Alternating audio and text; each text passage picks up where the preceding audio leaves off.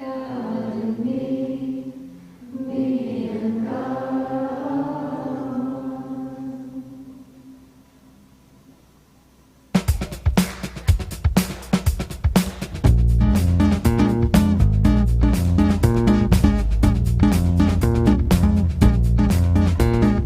Everybody get up on your feet, see the light in everybody you meet. Everybody get up on your feet, see the light in everybody you meet. Let us be reminded of who we've come to be. We are love, we are one big family. Yeah, yeah, yeah, yeah, yeah. Let's do all that again. Everybody get up on your feet, see the light in everybody you meet. Everybody get up on your feet, see the light in everybody you meet. Let us be reminded of who we've come to be. We are love, we are one big family. Yeah, yeah, yeah, yeah, yeah, yeah. Here's the next part.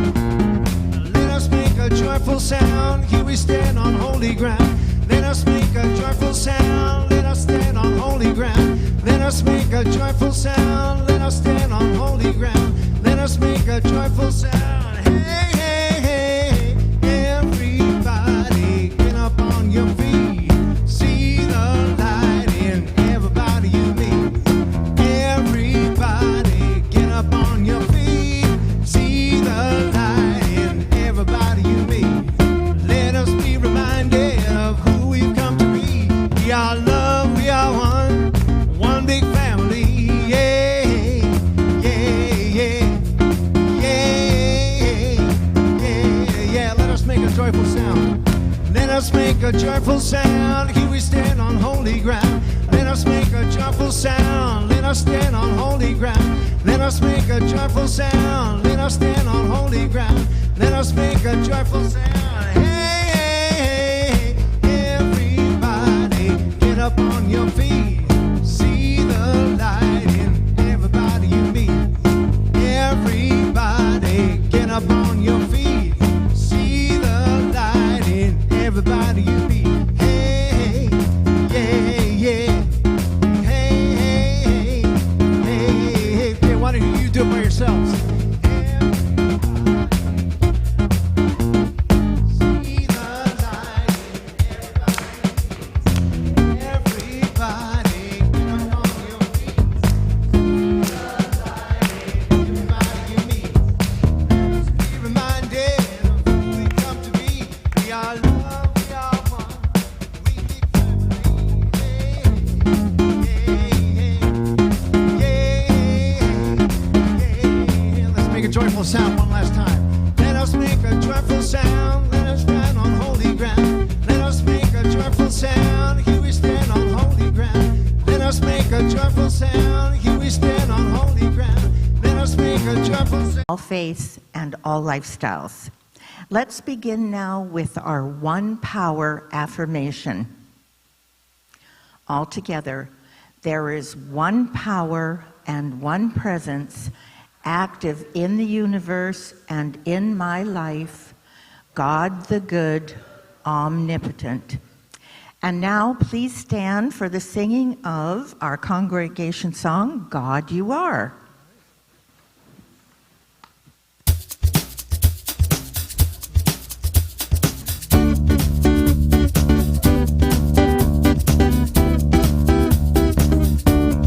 God, you are every mountain. God, you are every ocean. God, you are every canyon, every inch of earth and sky. God, you are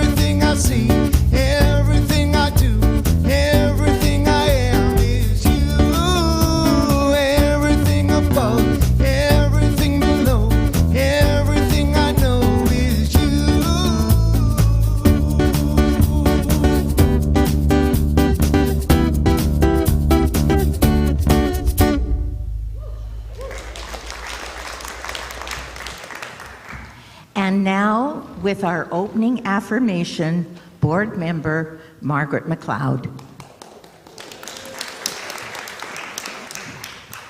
All right, so today's talk will be focused on uncovering the deeper truths about ourselves and our human experiences. So with this in mind, let's begin with a few affirmations, and you'll see them on the screen. We're going to say each one twice.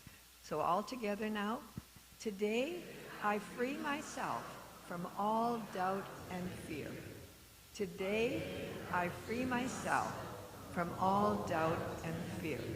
Number 2, I accept myself for who I am, and I create peace, joy, and harmony in all areas of my life.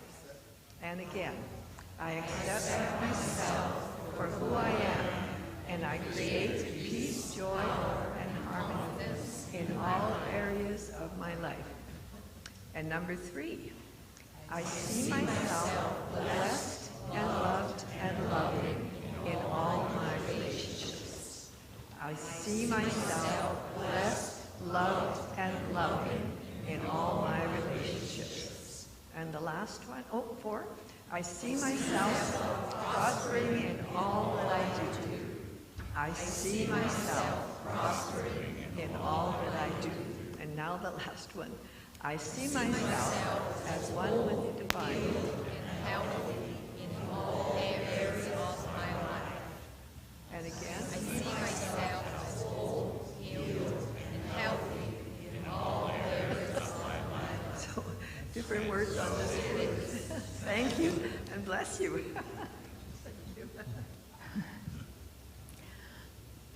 So today, we welcome back Reverend Terry Shea. Throughout his life, Terry has continued extensive spiritual study, and he continues to bring us fresh and practical insights that help us to live deeper, more fulfilling lives. So please join me in warmly welcoming Reverend Terry Shea.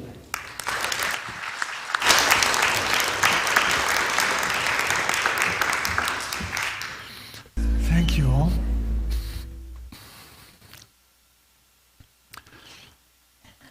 I'd like to lead you through a short meditation this morning written by Dr. Ernest Holmes.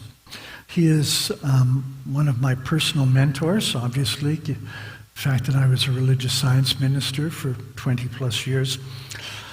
And I hit upon this one actually based on a conversation I had with Randy just a few moments ago. And so Randy, if you're nearby and listening, I'm going to invite you to open up your heart. And if it helps, put your hand there and just pause for a moment and recognize that this center of your chest has as much electromagnetic energy as, for its size, as the entire planet. And so this is a powerhouse of energy right here. And so we've got to open it, and we're going to bring it into this activity. This activity of letting go.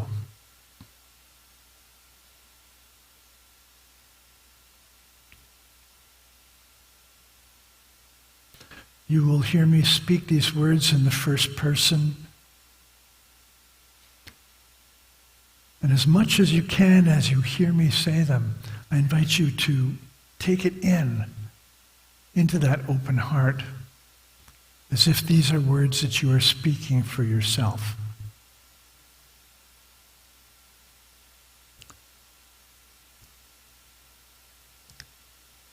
I now let go of everything. And I enter into a state of peace. I know the Spirit within me is God, the living Spirit Almighty. God who is infinite, perfect, complete, never needing anything, never had any trouble, never could destroy.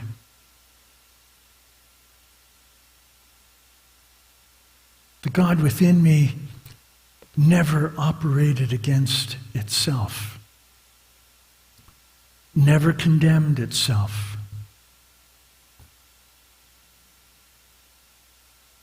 The Spirit that fashions each of us from his own perfect being is all in all.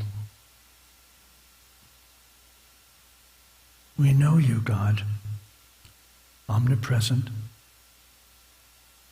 full, and free. Free of the boxes we have put you in. Free of the definitions we have made of you. Free. One with every path and with every pathfinder.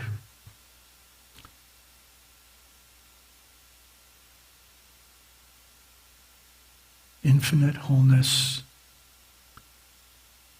You are perfect peace within me. Infinite intelligence working through me and all of my affairs. My thought is inspired, guided, governed and directed by divine wisdom.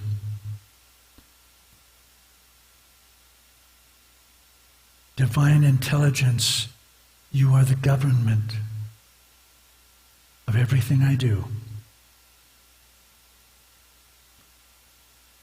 You are the guide within to truth, to reason, to beauty, to right action, to certainty, and to peace. Your perfect intelligence directs my thought.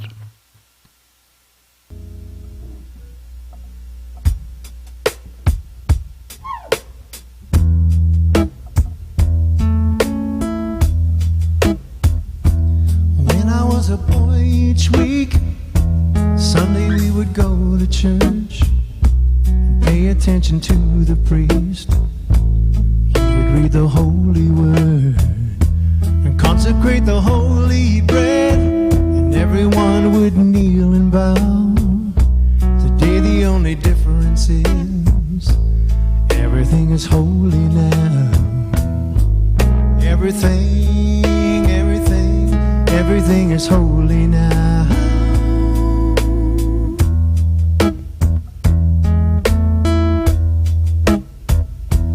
When I was in Sunday school, we would learn about the time Moses split the sea in two, and Jesus made the water wine. And I remember feeling sad that miracles don't happen still. But now I can't keep track, 'cause everything's a miracle. Everything's a miracle.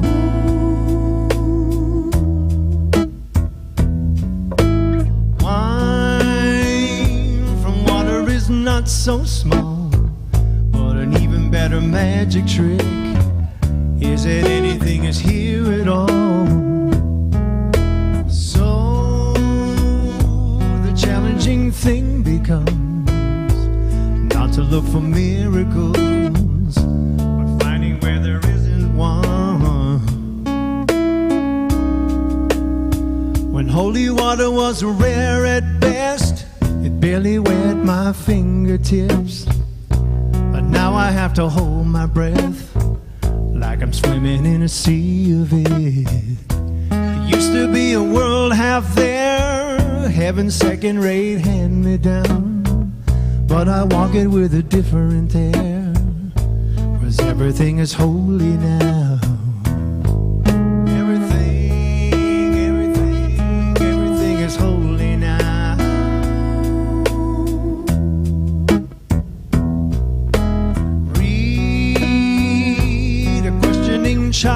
its face and say it's not a testament, that would be very hard to say.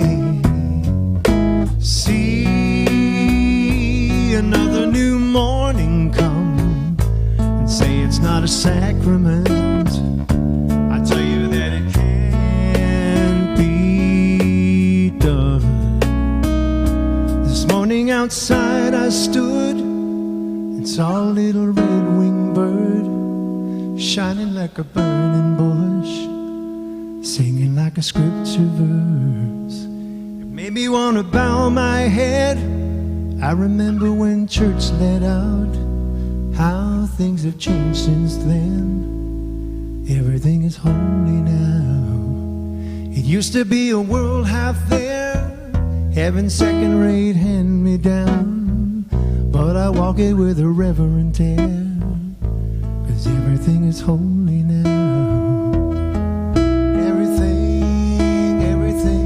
Everything is holy now.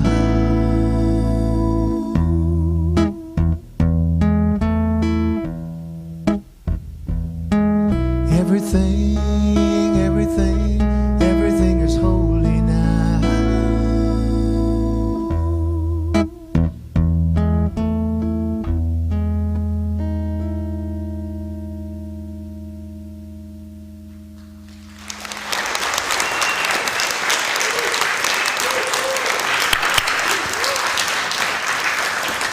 Thank you, Nathan.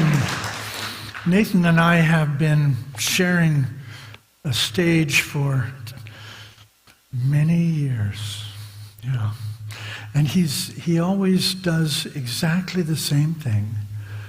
He gets my title and he just zeroes right in on where we're going to go. And I didn't tell him much, did I? No. Stay curious about that. So yeah, everything is holy now. Many of my friends are going, we in religious science never had a unity village. We never had a place that was our place. And so we had to claim one. And for many years, we had our summer camp or summer get-together at Asilomar State Park around Monterey, California. Has anyone ever been to Asilomar? Or yeah, you have been. Of course you would. It's an absolutely extraordinary place. You're really in touch with the holy there, without any doubt. And I went many years, and it was always a big deal when a new minister would be invited to speak at Asilomar, and in particular speak at Merrill Hall, which held 1,000 people, a beautiful building. And so the organizer of the event got in touch with me and said, day of Asilomar, and delivered what was called Sermon by the Sea. And his wife had died a couple of years previous, and Ernest was ready to leave. And so he knew that he would be leaving in a very short time, and he knew this would be his last speech at Asilomar. And he delivered this wonderful speech about what the teaching had meant to him.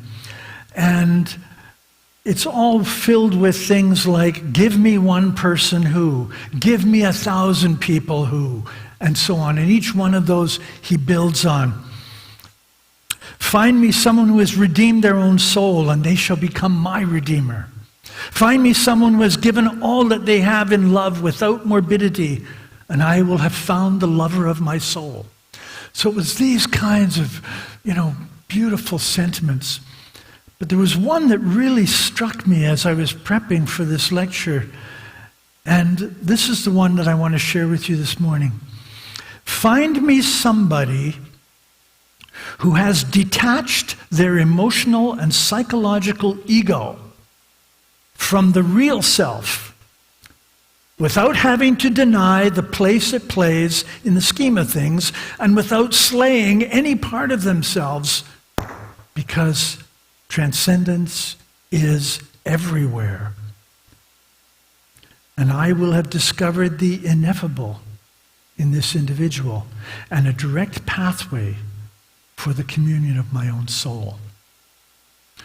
Now, what Ernest Holmes was basically saying is,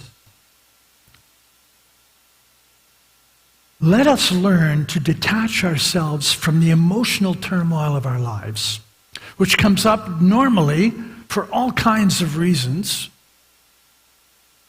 And let us also find a way to step back from those psychological, what shall I say, the dead ends that we find ourselves in sometimes. Those beliefs that don't serve us. Those convictions that we have about how life works. Those truths that we espouse that seem to run us more than we using them. But the most important piece of this is the last piece. Without slaying any part of themselves, because transcendence, God, is everywhere. And what is he referring to? The thing that most of us who have been inspired by Eastern religions are told to slay. Anybody want to say it? Are we allowed to use that word in this sanctuary? Ego. Ego. But Ernest Holmes is saying, do not slay your ego. And why is that? I'm going to share with you one of the most challenging things that I ever read as I was being introduced to New Thought. It's Ernest Holmes' definition from the glossary of the ego. The ego, the I am of the Bible, the Christ, the perfect idea of God. In metaphysical terms, the ego refers to the real consciousness of man. Not exactly how we have come to think of ego, is it? So is there some foundation for this idea? Well, there is certainly Exodus, the burning bush, you know that one? Moses by the burning bush. You want me to go and free your people? Well, who shall I tell them sent me? Tell them I am who am. Which is a way of saying in the Hebrew, I am existence itself. So, your ego is existence itself. It's an aspect of you. It is something very dear to us in the West. The cult of individualism that we have perfected here on this side of the world has made the ego something that we think is pretty damn important, right? I mean, let's face it, I don't think any of us would have made it out of childhood without our ego's help. It protected us against all kinds of terrible occurrences. It helped us navigate school and college and so on. It helped us get into careers. It helped us to become successful in those careers. Our ego has been the most amazing servant. The ego operates, of course, by his or her own rules. And by the way, if you do any psychological work and you ask women to describe their ego, it's almost always male. That should tell you something about where the ego is leading us or has been leading us. So I'll tell you about my ego. My ego, I once drew a picture of it. Is a gigantic 9-foot-tall knight in red armor with a visor down in front of his face so you can't actually see him, armed to the teeth and ready to do battle with anybody. And of course, being all armored up and hidden, nobody could touch me. The interesting thing is, when I opened up the visor, anybody remember the very old film, The Wizard of Oz? Do you remember the wizard behind the curtain, running the machine? Well, inside this massive armor was a little boy running the machine. Our ego is like a lobster's carapace. Shell, thank you. The lobster's shell that protects that soft body within. And your ego, as Ernest Holmes says, is the Christ of God. The Christ of God. The Son of God. The living expression of God consciousness. The perfect idea of man held in the mind of God. Now this is pretty heady stuff and probably not anything you've thought about before. So let me flesh this out a little bit for you.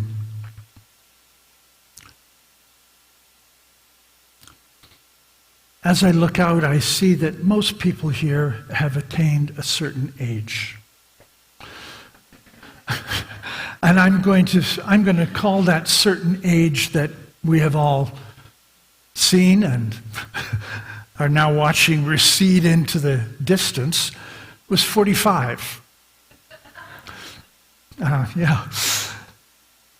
From birth to about 45 or 50 years, your ego built you up, supported you, cared for you, looked after you, presented the world in terms that you could espouse, or at least defend yourself against.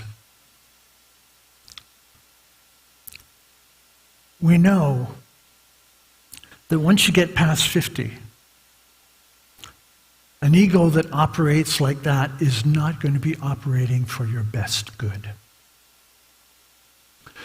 Because it's got an entirely different agenda than the one you now need. You're not building up your life anymore. You are, in fact, dissolving a lot of your life. Letting things go.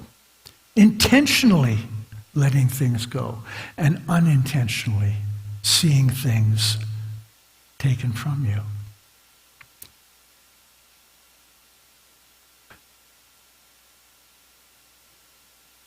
When you were younger, you worked for your ego. But once you pass 50, you better start thinking that your ego works for you. So in other words, what I'm saying is this great energy system that is divinely inspired, that is in fact the idea of you held in the mind of God, must have a new job description. Must put its energy elsewhere in your life. So here we are. Experience your humanity. Experience the humanity of this person you are, ego, id, all of the stuff. Experience your humanity at this stage in your life. And in that humanity, you will find your divinity. Looking for divinity outside of our humanity is a fool's errand. If we didn't need to look for our divinity in our human body, in our human experience, in the life we're living with its challenges and difficulties, then we wouldn't have a body. We wouldn't be human beings. It's not an accident that we are living in this flesh and blood and experiencing all the things that go along with it. This is the place of incarnation. This is the place of sacralization, of making things sacred. From faces, and I see there's this kind of look. And that kind of look is, yes, things are coming at me in ways that I never thought they would. Or in ways I don't feel prepared for. But here's the deal. You are prepared. You are prepared because of who and what you are. But who and what you are has been disguised in the first half of life because you were busy trying to make your way through school, get into a career, become successful. You didn't have to have a family, help them grow up and be normal people. You didn't have time. You know, the Indian householder retreats, gives up his job at the end of his life in India, gives up his job, gives up his career, goes to his room, starts to pray, starts to meditate, starts to do the internal work, and then one day announces to his family, I'm leaving. And then he's gone. I'm not saying he left town either. I'm saying he left. So there's a wisdom that is ancient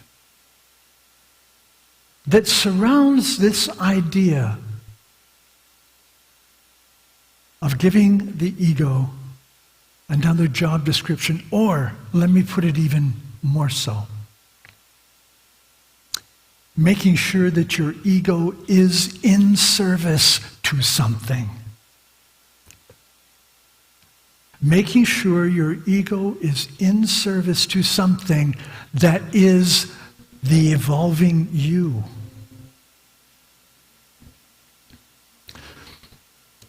I have dreams where I don't know anything that's going on in the dream. But man, do I have amazing conversations. It's all dialogue. And I even wake up and remember the dialogue. And I was sharing this with Randy that about a week or so ago I had a dream. And in my dream I was having a conversation with God. And, well, God was actually having a conversation with me. And said, Terry, what do you want, really? I mean, come on. What do you want? And I said, I just want things to run smoothly and easily and, just kind of work out without having to worry about it. And God said, okay, well, I will take care of all of the things going smoothly and easily and working out, and I'll just leave you to do the worrying. That'll be your job. Which was really saying, if you really believe that I am doing this work on your behalf, maybe you want to think about the worrying. Yesterday I met with someone for some counseling and prayer. We're struggling with some health issues, and in the course of it, I told her a story, and I'm going to tell you the story. You probably will know the story. It's from the Gospel of Luke, chapter 8. And before you're too impressed, I don't do verse and chapter and verse. I just happened to look this one up. So it's chapter 8. And the story is that there was a woman who had a menstrual flow that would not stop and went for 12 years. Now, you can imagine that would be a challenging experience for any woman. But for a Jewish woman, it's doubly challenging. Because every time a woman has her period, she is unclean for 7 days. No one can touch her. And she can't touch anything that she gives to anyone else. And at the end of the 7 days, she has to go and present herself to the priests and be purified, and then they certify, yes, you're pure. And she has to go through this every month. Now, before you start getting into, that's the problem with the patriarchy, and that poor woman, she's victimized by the church. Oh, no. Before we get into that, let's just stay with the story. It's a human story. So this Jewish woman, no friends, because nobody can come near her. Certainly no husband, because no man can touch her. She can't work because she can't work with anyone and touch anything that anyone will touch. So this woman, I think it's safe to say, is having a terrible life. But she hears about this guy, Jesus. And she says, he can help me. So she goes to try and catch up with Jesus, and there is a crowd around him. And she's wondering, how can I get to him? How can I get him to, help me out? But she says to herself, if I can just get close enough to touch the hem of his garment, I'll be healed. And so, crowd, she manages to get through, and she touches the hem of his garment. And Jesus goes, whoa, who touched me? And Peter, always a smart ass, says, Rabbi, with this crowd it'd be easier to find out who didn't touch you. And he said, I felt the power go out of me. And he turns and he makes eye contact with this woman. And he says, daughter, go in peace. Your faith has saved you. Now, churchmen all go, yes, the faith in Jesus the healer. That's a really important point to this story that gets missed by churchmen. She went after the healing. She went and tried to get close to touch him. She had faith in herself. It wasn't some disembodied figure over here that had some woo-woo power that was going to fix her. No, she had faith that if she could touch the hem of the garment, she could be healed. That level of understanding about one's essential power and having faith in one's essential power is what changes lives. It's what rebuilds the world. As we sang in the first song, it's about healing the world, one thought, one person at a time. Religion itself really only has one job to do, and that is to make one out of two. And what I mean by that is to take the bifurcation, the dualism that we live in, where there are good people and bad people, and say all things are one in the one. You cannot live in a world where you espouse the one and then divide the world into two. Everybody's familiar with the dimmer switch, right? Yeah? You know how it works. Well, I don't actually know how it works, but, but I can give an approximation. All 120 volts are there in the wiring. And I have this dimmer switch that has a resistor on it. And when I turn that resistor up, even though there's 120 volts to run all the lights, they dim. The power, the presence, the good, the love is right there. But if I choose to dim it down, and I choose to live a dimmed down life of the good, it doesn't make me evil. It just makes me a dim bulb. It just makes me a lesser version of myself. It makes me less God, less whole, less love expressed.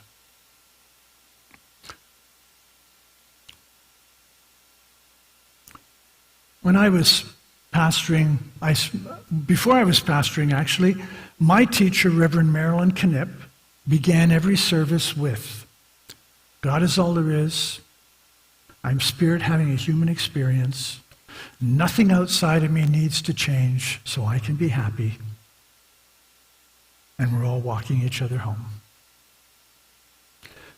I adopted those as the Four Noble Truths of New Thought. You know, just like the Four Noble Truths of Buddhism. A little bit more cheerful than the Four Noble Truths of Buddhism, I gotta say. But the bottom line is, if God is all there is, then that means there is only good. Now, this is a hard sell, because we come up against things that don't look very good all the time. We come up against circumstances and events in our lives that challenge us and trouble us and make us feel uncomfortable because they're not the way they should have been. We don't know how good really looks. But here's what I want to tell you. As we move past that wonderful 45, 50 years of age place and into the second half of life, the ego, if we put it to work for us, rather than us working for it, opens a world to us that is more nuanced, more generous,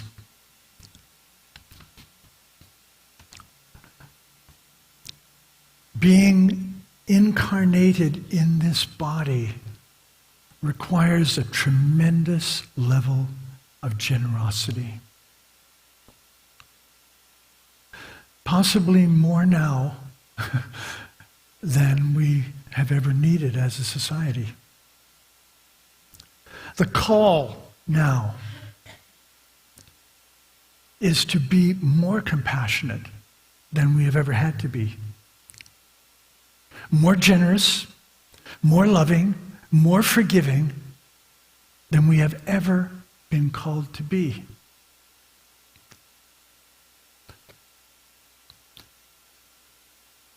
And this voice of God in you, this ego, that really is for you,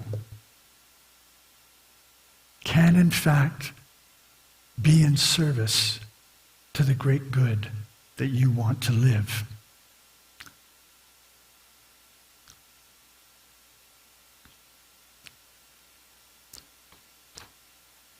We have lost, in a very real way, what Paul Tillich, the famous theologian, called the ground of being.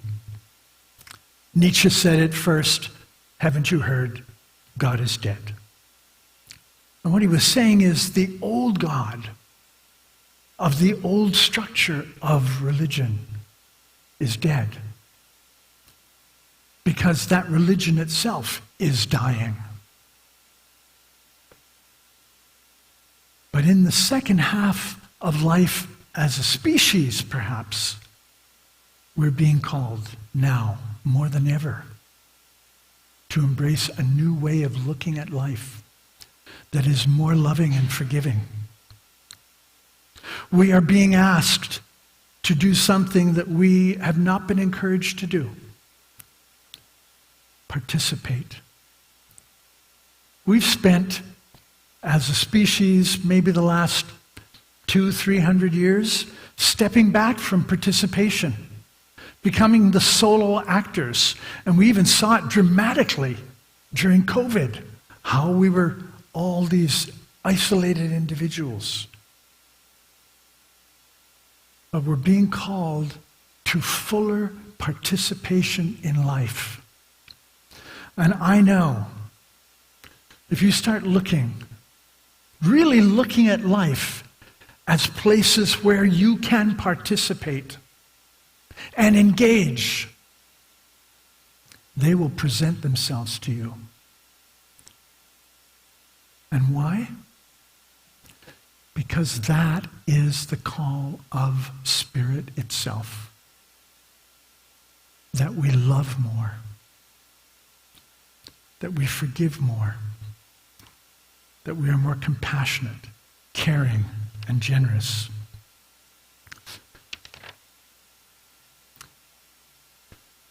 The leaven, the yeast, is in the dough. As Jesus said, put the yeast in the dough. Once the dough has risen, try and get the yeast out. Okay, we've risen. We've risen with this message of love. We're not getting that message out of this leavened bread that we are. When we do not know who we are in a deep black hole of low self-image. Louise Hay made a fortune realizing and telling people the greatest problem in our society is that we all believe we're not enough. When we don't know who we are, there is no foundation to build on. Nothing upon which we can build an authentic humanness, an authentic personhood. So who are you? What are you? I'm spirit, having a human experience. I am an expression of the divine. My personality is the use that I make of my individuality. And my ego is my professional assistant.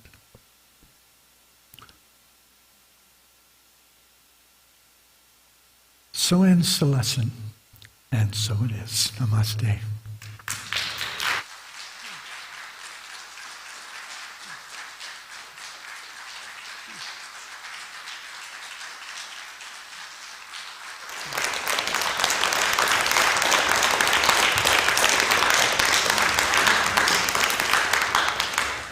This is a song of mine called A Prayer to You, and I invite you to interpret you as God or you as higher self.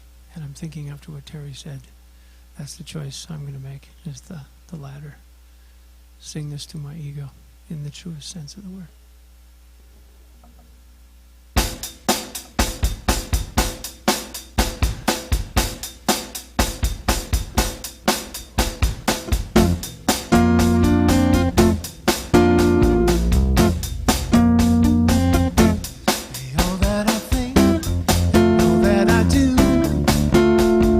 Prayer to you.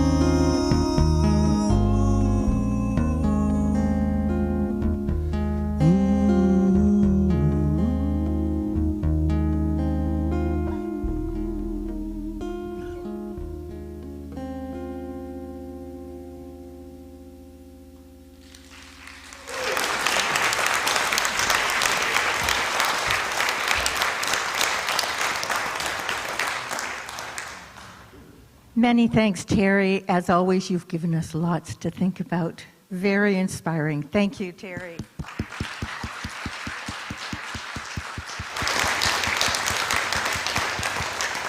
And of course, let's give it up for Nathan, who's a true blessing.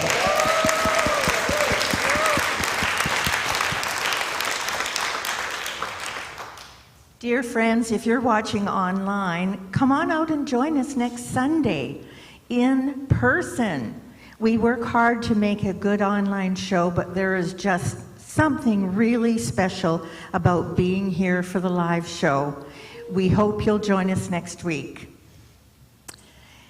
My friends, we hope you heard something today that expanded your consciousness, and we pray that whatever it is makes a big difference in your life. And we now come to the time in our gathering where you get to demonstrate your gratitude for this community through your freely given love offerings. Your generous gifts have empowered this center for more than 60 years. And please know that your giving continues a lineage of spiritual souls who have kept the flame of truth burning for all this time. And we just want to let you know how much we value having you as members of this community. Friends, we know that God is the source of everything in our lives. So whatever you give today, give it from a state of gratitude for all that you have received, and know that we believe your best days are still ahead of you. And may it be so. And now, let's say our offering affirmation together. Divine love flowing through me blesses and multiplies all that I am, all that I give, and all that I receive. If you're here in person, please drop off your donation with the ushers as you exit the sanctuary. And to donate online, simply click the donate link in your chat window, which will allow you to give via all major credit cards, and you can also give via e-transfer, which can be addressed to donations@unityofvancouver.org.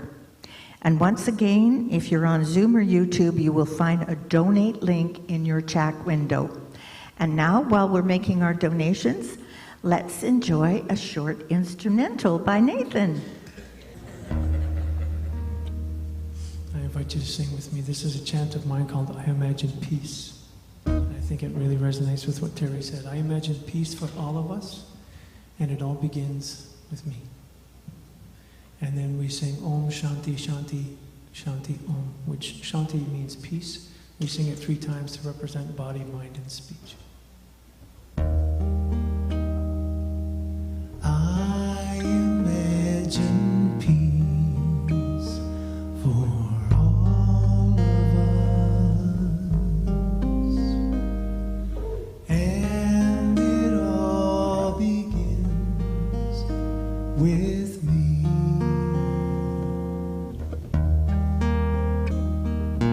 I imagine peace.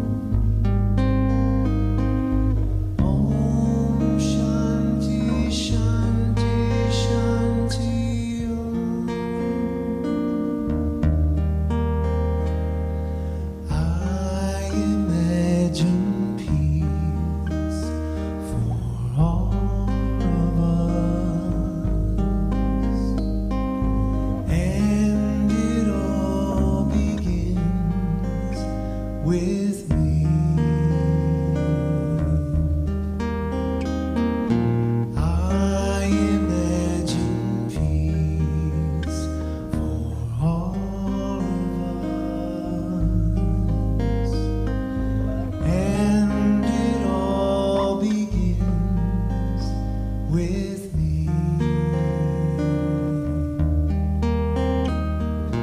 Om Shanti Shanti Shanti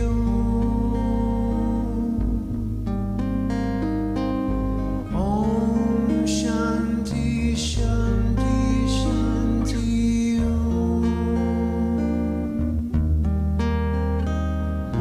Om Shanti Shanti Shanti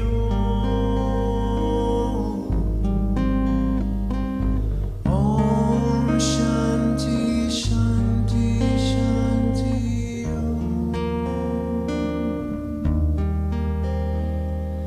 I imagine peace for all of us, and it all begins with Dress for the weather. There is a rumor there could be rain, and of course it will be held here in that case, and I'm sure we'll get a notice online from Margaret or Marion if that's the case.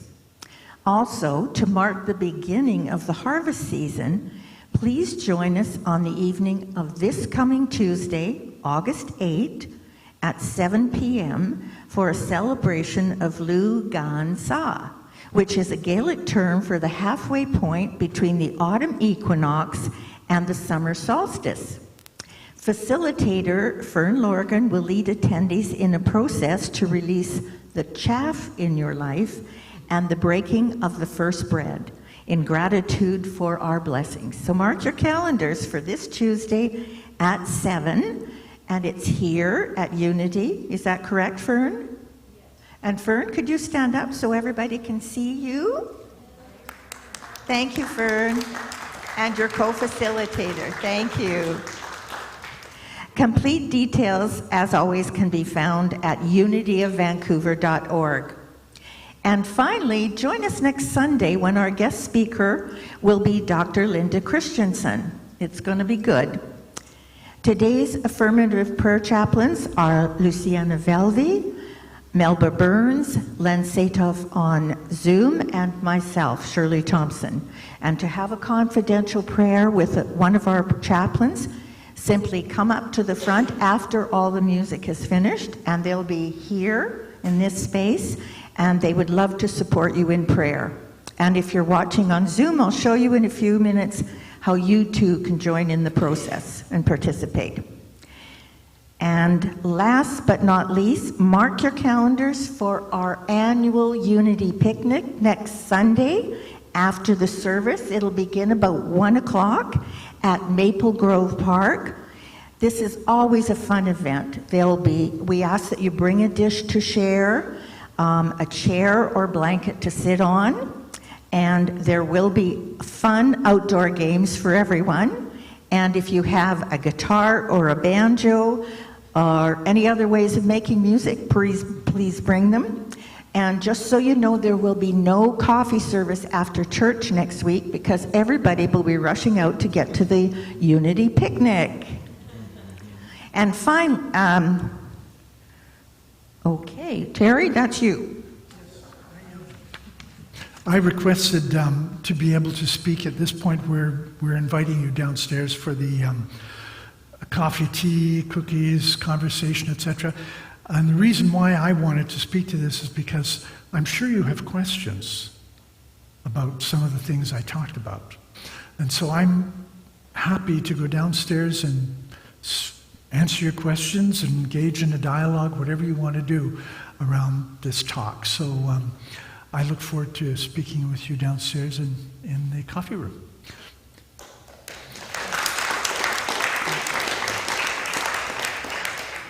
So besides Terry being there to answer questions, there will be tea, coffee, and cookies. So do come downstairs.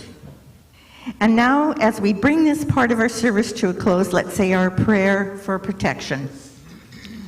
All together now. The light of God surrounds me. The love of God enfolds me. The power of God protects me. The presence of God watches over me. Wherever I am, God is, and all is well. And let's stand now for the peace song.